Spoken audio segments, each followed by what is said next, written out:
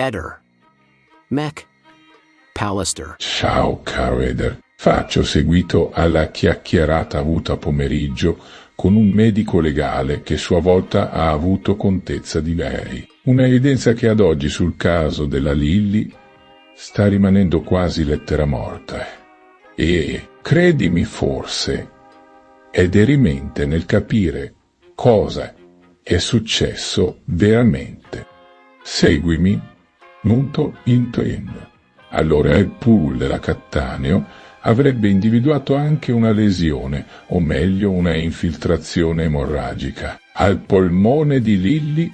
Sai cosa vuol dire, Eder?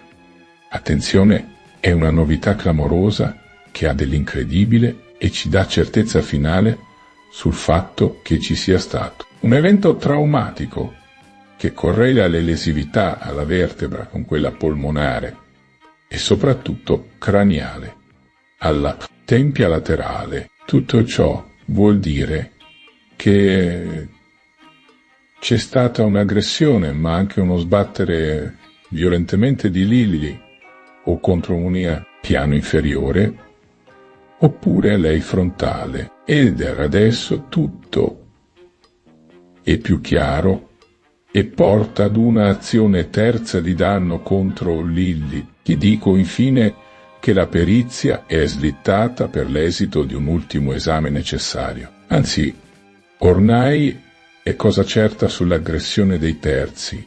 È un delitto di prossimità a movente economico. Ciao caro, ti aspetto a Torino. Ehi, non dimenticare di iscriverti a questo canale.